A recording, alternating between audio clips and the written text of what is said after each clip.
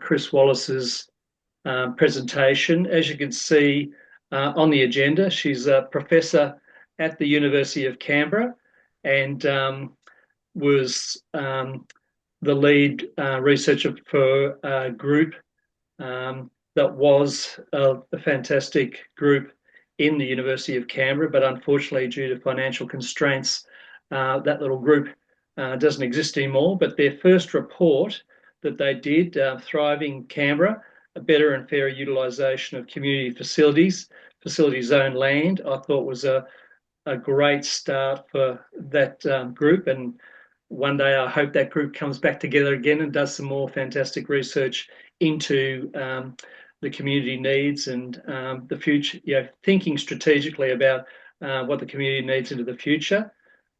So without any further ado, we'll get Professor Chris Wallace to present. I'd like to tell everyone that Chris is in London, so if anything goes funny, it's amazing that technology can bring you to our houses in the ACT and various places where people are at the moment. So thanks, Chris. Pleasure, Ian, and thanks for the invitation. And again, thanks for the persistence in getting me along. I love that the NCCC is such an active, interested, and out there doing stuff kind of organisation. If only we could replicate the same kind of energy and focus across Canberra, it would be, good for everybody. So Ian's mentioned a little bit of the history of the Centre for a Better Canberra, which was short-lived, but glorious as it shot through the Canberra sky last year. Had a very small but committed group of people. And this first project we did, the Community Facility Zoned Land project, was the brainchild of FAB's director, Martin Greenwood, who some of you may know. He's a inner north person himself, very committed one. And interestingly, the project arose from a conversation he had with a non-government entity in the aged care sector who said to Martin, I hope I'm not betraying any confidences here, so don't spread it widely, but this person said to Martin, we could solve, and it was a non-profit organisation, we could solve all of Canberra's aged care needs except for one thing. We can't compete against commercial operators to purchase the land that would make it possible. That, our business model works fine. We can deliver great aged care services on a not-for-profit basis, except we can't afford the land. And this triggered in Martin's mind this project, which was an absolute joy and revelation all around. Not least because internally at UC we had this fantastic collaboration between our centre and the architecture school, where one of the really good architecture academics got 3 of her best students and worked with us as a project team. And they did the geospatial analysis that enabled us to work out if you put together all the community facility zone land in Canberra that was or underutilised, it would add up to the size of the suburb of O'Connor. So that was the first big surprise. There's a perception that, wow, community facility zone land is something Canberra used to do when it had lots of land. Now that it doesn't have lots of land, that's no longer possible. That's no longer an available resource. And when you consider the utilisation of land as it is now, as it's transpired over the last several decades, that simply is not true. What in fact has happened is early on in the Territory's history, in the post-war period, land was handed out to community groups. Then it largely stopped being handed out. And what we've got now is a kind of set in aspic kind of situation where those legacy community organisations have the land resource and others who now need it can't get it. So that's one part of the issue. The other part of the issue is, that need that Martin identified in his conversation with that non-profit aged care provider last year there's lots of community organisations who are able to supply a lot more quality services to Canberra if only they could get a share of the community facility zone land. So the other dimension that emerged that wasn't immediately obvious was Canberra has evolved. Time has moved on. The nature of our community and its needs have evolved over time. So you've got a real equity problem here in that the resource is locked into those historic community organisations, and current and emerging ones have been locked largely out of the resource. So there's a temporal dimension, a time dimension that's really a big fairness issue in the community. And then there's the straight out practical problem of, uh, as you know, you're in this situation yourselves now, it seems, in Ainslie, you can see a resource. You pass it every day. It's on a beautiful bit of land with some great trees, lovely grassy land around it, a falling down building. You can see its potential. You want to be able to engage with that property, enliven it, revive it, and create a centre for community engagement and activity, classic community coming togetherness. But how do you get it? So this is the broad space that the report was operating in. Amongst other points that were made in it are that in this hyper commercialized time, there are so few places where there's not, in effect, a tariff for engaging in a quasi-public space. So, there aren't that many opportunities to go and sit down and meet your mates and have a yak without having to pay for a coffee, for example. And that lack of non-commercial spaces for community to gather, to interact, to get to know each other, to stop being so isolated from each other. It's a really critical social good issue in the community that can be fixed, that should be fixed, that would lead to more cohesive and happier communities as a result, with all the attendant benefits we know from the research that flows from that. Better health, lower suicide rates, so on and so forth. I think what I didn't know as the lead author of that report last year is I knew it was an international issue, but I hadn't quite understood how deeply true that is. But let me just give you two examples from the last 24 hours. I'm in London right now. Yesterday, I went to a function at the launch of a report at the Progressive Policy Institute at Westminster. And one of the audience members in the Q&A after the launch raised exactly the problem we're talking about here. And he came from a Midland city, and he said there's a huge issue in the community that can see lots of community resources, just like that house on that land behind Ainslie Shops. They can see them. They've got urgent potential uses for them, but they cannot for the life of them get engagement with government to actually get access and make usage real. So it's an issue in Ainslie, it's an issue in Manchester and Birmingham. It's even an issue in, I put the link in the chat, but yesterday's Financial Times, one of the main columns on the editorial page is by Anu Adoyo, and his piece, Lagos is surrounded by water, so where are all the beaches, tells the story about how he, as a boy, had been able to swim on the plentiful and beautiful beaches of Lagos. But now you cannot swim in Lagos without paying a fee. The beachfronts have been entirely privatized. Just despicable. Now, you may go, well, it couldn't happen here, but let's cast our mind back to 1970s Sydney. It's little remembered that the Rand government Environment Minister, Paul Lander, set about deprivatising the Sydney Harbour beachfront. Each kind of mansion on the harbour had decided they'd build little fences and shut out outsiders from their beachfront access. And the Rand government, via Paul Lander, actually took back that beachfront harbourside beach strips back for public usage. No fences, no restricted access. So, in fact, it did happen here. It happened in Sydney Harbour. This is a constant process of pushback against privatisation that really never ends.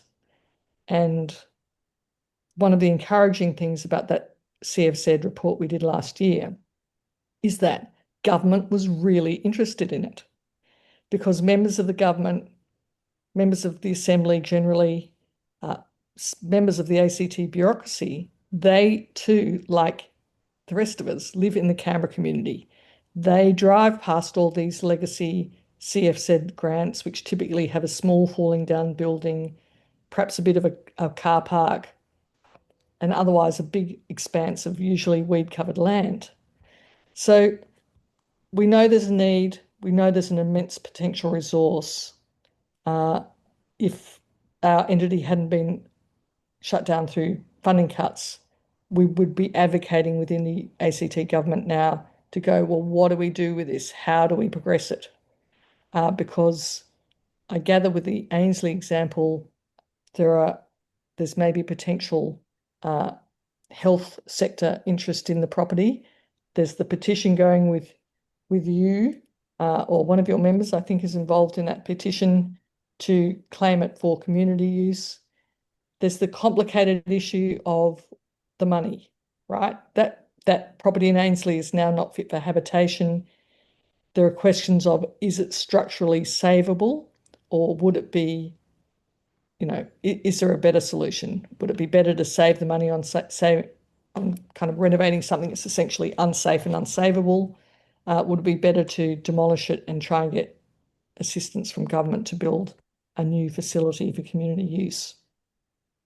So it's not easy. It's really complicated, but our report kind of put the issue on the map, and Ainslie could well be the test case that enables us to see how it might be taken forward. How you do that, really great question, and I don't have the answers, but I know that the government would like to see better utilisation of that land. It does understand that there's an historic legacy issue with the way it was distributed. Let's face it, what's the most common kind of CFZ land use in Canberra right now? It's for Christian churches. But if you're, not a Christian church member, well, where do you go for your community exchanges? Where's the land for you? I think the Ainslie project is potentially a real kind of way of exploring how we can get past this stasis, get past this stuck moment, and actually work out how to create a way of getting community access and community usage and better sharing of those land resources for community use. So I'm going to leave it at that and throw it open for comments, questions, and discussion, which is good for me because I'm sure you've thought of things that hasn't even occurred to me. Bruce. Well, before you go on, Bruce, what I wouldn't mind doing as well is to hear some of the recommendations that you made in that report, Chris, about how the community, some of the structures that might occur that would facilitate the dialogue between the community and government about the use of CFZ land, because I agree with you. There's a lot of legacy management of CFZs, and in fact, some of the CFZs, which are club owned, they're quite happy not to share, as you alluded to in the report, that current lessees sharing with alternative uses would be a nice thing on community land. Unfortunately, a lot of that land is tied up, and the legacy users are more happy with, say, building residential, getting the funding for residential, and then selling it off. So there is a real chance for a loss. So I was really interested in what processes and groups could be set up between the community and government to facilitate that discussion about that use. Because at the moment, there's nothing. It's just it all happens behind closed doors, and decisions are made, and then the community gets upset about the result. Yeah. And so I think that's the big picture. And I didn't want to get caught down in the. We could talk about the details of the Ainsley thing a bit later, but that again, I think that's about the money and how you get access to being able to redevelop it. But Bruce, did you want to ask a question? Oh, well, it really went to that, Ian, which is what you've described, Chris, is yeah, absolutely a key element of the whole thing, which is the properties that aren't being, optimized. And it's a very delicate issue about churches, of course, because any attempt to grab back some of that land would be fraught for all kinds of obvious reasons. Um, but as Ian said, the sort of sharp end that we're facing is actually almost the opposite, which is you've got sporting clubs that are actually wanting to, in a sense, recognise the underutilisation of the land, um, but don't want to open back up to alternative community uses, but in fact want to use it for housing or whatever to give them an additional income stream. And then their argument to the ACT government is partly, well, this is missing middle stuff. It's inner city development, and also, of course, it makes them less reliant on things like poker machines. Yeah. So Yeah. the Canberra Racecourse, Ioane, Ainsley Footy Club, there are multiple examples of this emerging. And I'm just wondering, did your report address that, or are you thinking that that's another stream in the future? So I think that you raised a number of really important issues there. The first thing is it's it's really good if we don't approach this issue in a kind of zero sum game kind of way.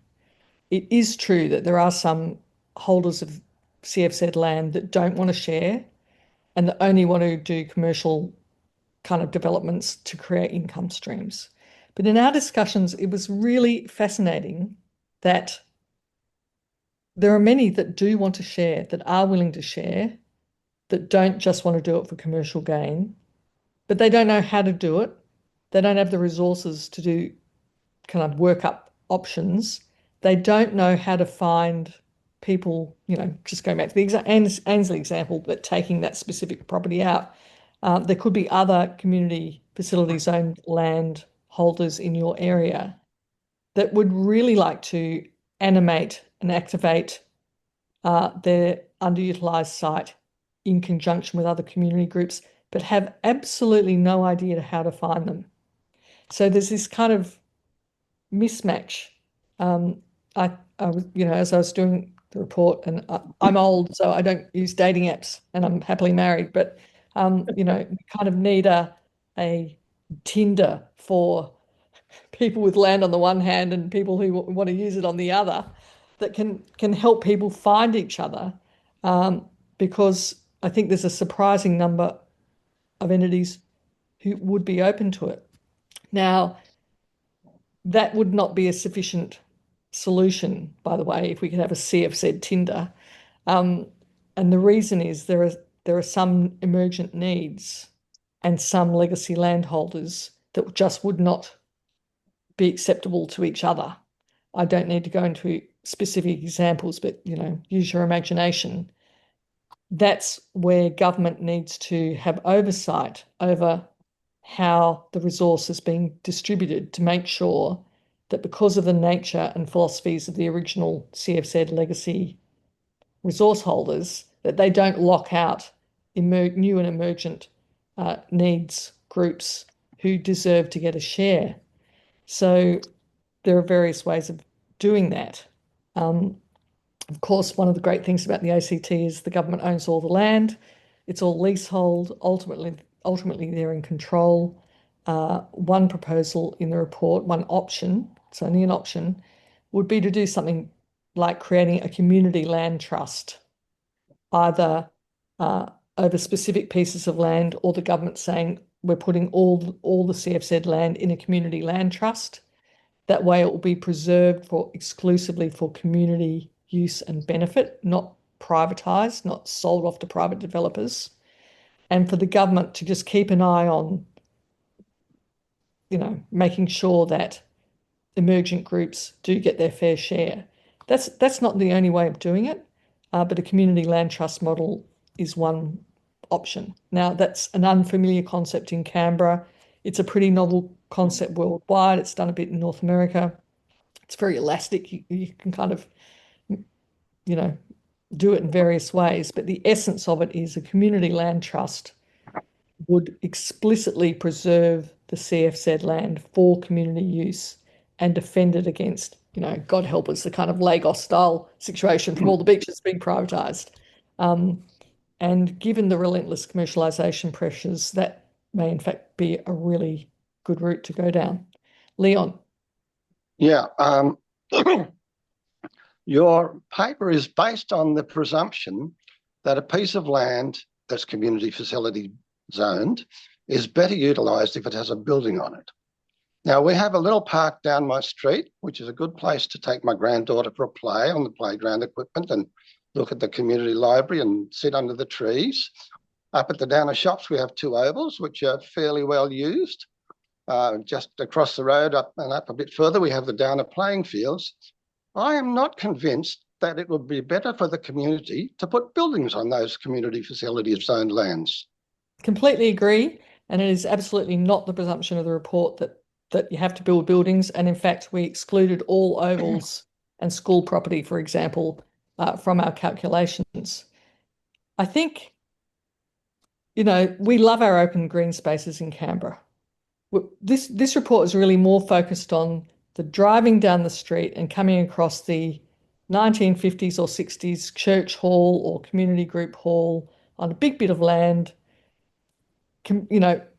great resource, just not used. And no one's saying go and build all over it. What we're saying is, maybe one part of it gets used for a small building for community hall meeting reasons. Maybe you put in a community garden. Maybe put in a pickleball court. Who knows? I mean, the point is it's up to the local community to determine its needs. And that's why in working out how to address this issue, we've got to work out a way for community to really get consulted and drawn on in a co-design process, not just have a situation where there's consultation without consequences, as is so often the case. Marcus.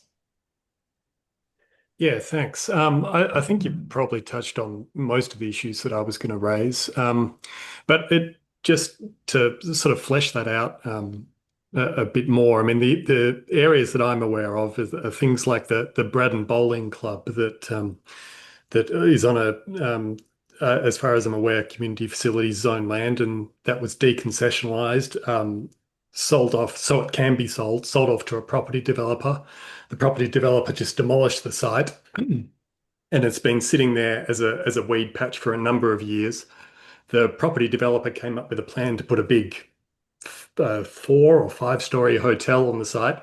Community very against it. I think almost everyone opposed it, and it's still just sitting there as a vacant weed patch. That was quite a well-attended bowling club a few years ago, but now it's just sitting as a vacant block.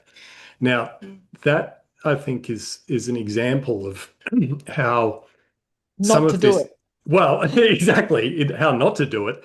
But there's, from what I can see, that these many of these organizations that own this community facility zone land, they're quite well resourced and they know what they're doing. And what I've seen is that there's been a gradual erosion of community facility zone land to allow more housing or housing type developments, whether it be supportive housing or housing associated with a church or a hotel, for example, on a community facility zone land, which and to some extent, you can make arguments for the benefit of those things.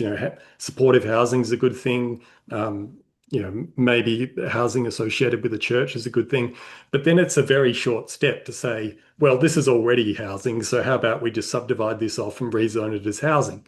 Yep, And yeah, exactly. And I can see that happening, and I don't think there's any sort of bad intent by the people who own these land. They're just looking at their land and they're looking, how can I, use this land to the um, uh, best way that I can, and they think, well, there is a bit of a housing pressure on at the moment. Housing is generally quite expensive, and so if we can get housing or housing type substitutes, that's quite a good use of the land. But of course, that does benefit some people. But then the community does lose these areas of community facility zone land, and so it's a net loss to the community and a benefit for a small number of people. Um, so one of the thoughts that has been raised, and I think you touched on this, is the idea of leasehold land, and it has been mentioned at one point that these sorts of sites, they're meant to be granted a lease for a particular period, and then once that particular period ends, then the government can reassess, should this site be set aside as a childcare centre or a sporting facility or a bowling club or a church, or whether they need the entire site, or whether that they could make do with a smaller site, and then we could, use some of the other parts of the site for other community facilities or other uses, which are, as you said, are now sort of emerging community facilities. So to me, that was one of the great strengths of the leasehold system, is that you could relook at the use of land, and it could be specified in the terms of the lease every 20 years or 40 years, what whatever. you're talking about is a sunset clause. Well, exactly. And that's built into the terms of the lease. Everyone has that. And most people, it's 99-year leases. And in fact, some sporting clubs and things do have 99-year leases, but perhaps that's too long a period. So And we should be, yeah. the problem with it is that it discourages capital investment. Mm. So it constrains the time horizon to get a payback period. If that's part of the equation, if it's a community facility, of course, the more realistic proposition is, can you get money out of the government to help you to do something? Why I like the community land trust model is it explicitly fences off and tags this land as for community use, and creates a kind of a higher threshold against which government would find it harder to cave into commercial pressures to do the sort of things you're talking about. At the same time, housing is a real need, and if we were, if with land of significant size, if it was a mixed use development that's going to go ahead, I think the critical thing would be that it not be commercial property, that it be social housing or collective housing of some kind as part of an overall thing that might include a community garden, other kind of meeting facilities, etc., or whatever. But there's no question that at a stroke, the government could, if it wanted to, create the community land trust, assign all of those leases to the trust, and in that way get a much more active handle on the situation about what should happen to that land. But as the report says, there are other ways of doing it. I think creating some space where not-for-profits can get together with and find community groups, like, for example, the one interested in that Ainsley House, and work out the mix of capital, ideas, usage, while not, Leon, in any sense, deciding we've got to build on every square inch of Canberra land. Far from it, quite the reverse. What would be, I think Thomas is talking to you next, isn't he, on this call, in this meeting? I think what would be really ideal, I think, is if an MLA took this community facility zoned land report that we did and use it as the base of a Legislative Assembly inquiry to hear from community about its ideas of how to deal with this issue. God, so much brain power in Canberra. We don't have a monopoly on it in universities. I think this report just sets the scene for someone in the Assembly to take up the cudgels and get a broad inquiry with lots of community input going that can engage government in working out good ways of taking it forward. But that's just one possible approach. Marion, Marianne. you're on mute, Marion. No, I'm not. I'm sorry. Great to hear you, Chris, and you have made so much sense. I'm going to be very curmudgeonly. My problem is that I think that one of the things that we have to really grapple with in a very canny way is the fact that most of the way the mindset is for the government at this point in time, and has been for quite some time, is that they're very concerned about doing anything with community.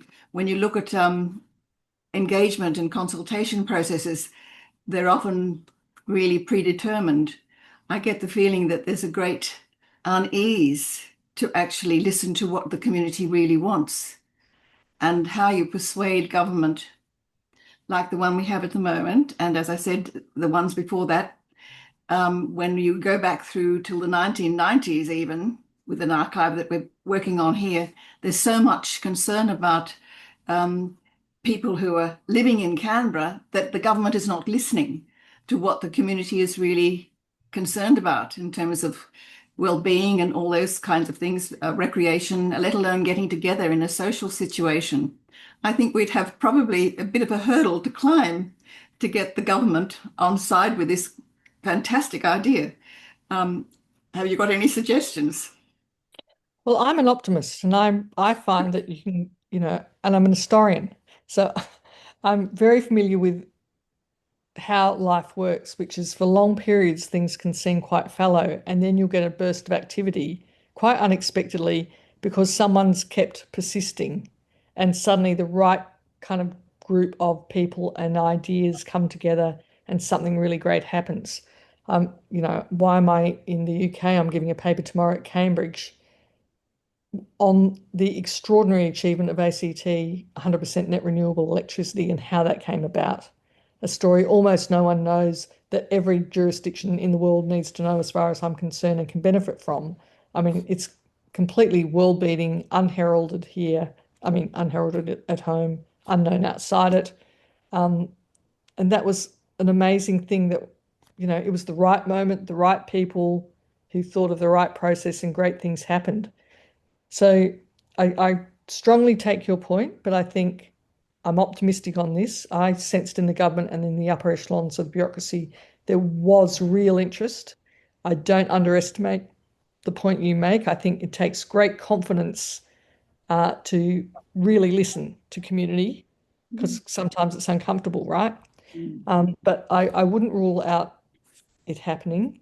And I think, why do we have a legislative assembly? Surely it's to discuss, to explore, to workshop, to draw on community voices on issues like this, where there's real scope for government, constructive government action. Thank you. Thank you very much for that, Chris. I think that I support, I'm an optimist as well. So I support, it's nothing's easy if you want to get something done. And I also support what Marion says, that at the moment, the government really does have a bit of a tin ear to community issues, and seems to favour, big development. And, but I think the community does have to come together. And I really do believe that we should press for a community facilities task force, which has a heavy representation of community, rather than, say, one of 10 members being the community voice, and that community voice is chosen.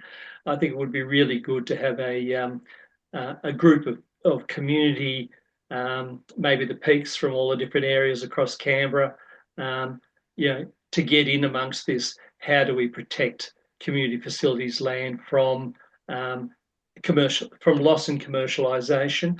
Obviously, if we keep flogging off CFZ land, and then we have more community facilities demand in the future, we have to buy it back because it is a finite resource, and the community ends up paying a lot of money to get land back that we should have protected in the beginning. So that's another reason why I think that the Community Land Trust is a really good idea that once lost, you don't get it back. So Yeah, that's good. slippery slope.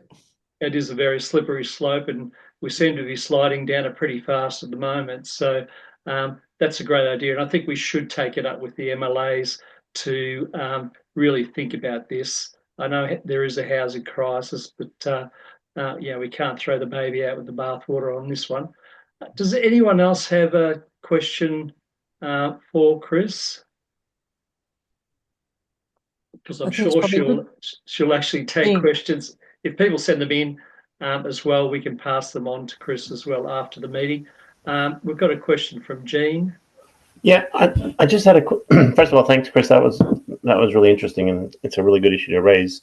But based on what Ian was just saying, in your study, did you or could you easily calculate how much of this community land has been rezoned for private use, so just to get a sense of how much we have lost over the last little while? No, we captured what is now and did the calculations on that. We didn't look at that issue. I mean, I didn't get the feeling that there was a whole lot of it. A really notorious early example was the City Uniting Church, City Church development on Northbourne Avenue. Where it's the main pre-poll centre when you go and vote in Canberra. It's got that granite spiky church and 3 big commercial buildings. I think that was a bit of a bad early example. My view is there should be no CFZ land alienated from community, full stop. There shouldn't be, that's just my view.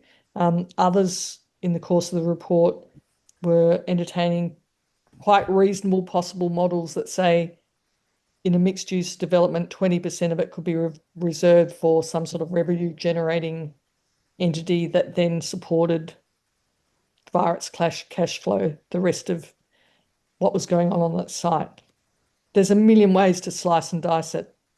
The community land trust model does have the great advantage of just badging very prominently community land and saying, don't touch it. This is our community land to be worked out with communities the way it can be best used without flogging off to a developer for some. I don't need to finish that sentence.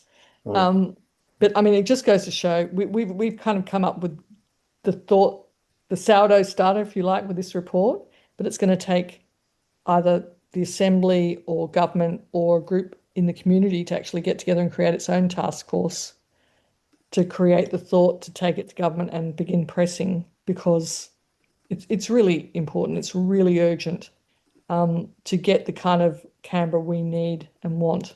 We've got to have these spaces that aren't commercial, that enable us to get together, to meet each other, to have social exchange, to thrive as communities. And so it's fantastic your group, NCCC, is interested in this. I urge you to go forth. You can start with Thomas Emerson, lobbying him right now. Good luck, Tom. Thanks, Chris. Sorry, just quickly. So I agree with everything you say there, and I think the trust model is an interesting one. I guess I think it's unlikely the government will be very responsive right now. But I think if we had some data that showed how much of community land is being lost, at least that's a data point that I think helps to make the argument. But look, I would personally find that interesting, but I don't think it would be necessarily especially persuasive with government. Government's always interested in the now. The other thing is, just to take government's point of view, be devil's advocate here, the thing government's always feeling is under siege from people who want money. Now, the government is cash strapped. It's trying to tidy up its fiscal situation. So community groups coming and saying, we need $100 million to build a community centre behind Ainsley Shops, it's not going to work. So it's community groups themselves got to work out how to resource developments. And that's where the partnership model comes in with not-for-profits. We need to think creatively to do these things in a way that's fiscally possible for government and not stimulating an immediate stiff arm from the government, because it's just not in the current fiscal climate practical. So there's a lot of creative thinking to be done, can be done. Canberrans are the people to do it. Simon. Thanks, Chris. Really interesting. I just wanted to take issue with your characterisation of churches as not part of the community. I didn't say that actually. And no, at no point did I say that. That was what it sounded like. That Well, I'm glad you raised that misapprehension and let me clear it up right away. Yep. Have no problem with churches, have no problem with the legacy distribution of CFZ land in Canberra.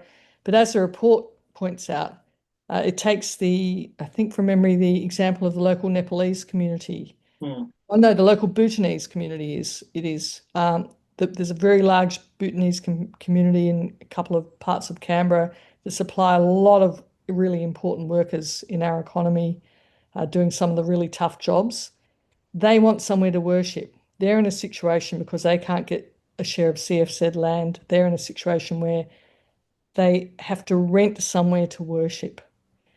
Because of their particular cultural practices, sometimes that can mean a lot of people converging in one spot and, doing their rituals. That can cause local neighbourhood resentment. Neighbours start complaining. They have to move on from that to the next rental. So I've got absolutely no issue with religion at all. I just think we need to be aware of contemporary needs and revamp the current system so that emergent needs, like the religious practices of the local Bhutanese community, get as well resourced as the local needs of Christian churches. And that religious needs are not the only needs to be met through CFZ land use. That's really important. Absolutely not. I suppose my point was just going to be that certainly a number of churches that I'm very familiar with have a huge community use and community input on their site. Absolutely. And I think there are a lot of churches that would really welcome further activation on their sites, and they just don't know how to find the community partners to do it or work out how to fund it. So I think this is really exciting potential here for the vivification of both sides of the slate, not only the meeting of unmet needs, but also existing legacy institutions like Christian churches getting a lot more happening on their sites than just tarmac for car parking, which is not that cheap. Thanks for clarifying that. Thanks for bringing it up. Okay, well, I think just appreciating Chris is over on the other side of the planet and no doubt has a pretty busy day ahead of her. I really appreciate your attendance, Chris, and I agree with you 100% that Canberra is full of extremely talented, internationally focused and very experienced, a lot of people with a very public service, community support attitude, which is why a lot of them are in Canberra because they're not the big money makers. So I appreciate some of the ideas that your team put into that report, and I think it's really incumbent on us to ask some of our MLAs to look at those recommendations about how to engage with the community, about how do we get greater access to protect and get greater access to community facilities land. While we've been involved with 91A in Wakefield Gardens, and you scared the bejesus out of quite a few of the local residents with that, some of those student drawings of architecture and 9 stories or whatever it was. I saw a group with pitchforks I think it was out. 4, wasn't it? Plus a basement. Plus basements. Yeah. So that was really stimulating and got people talking about those sort of things.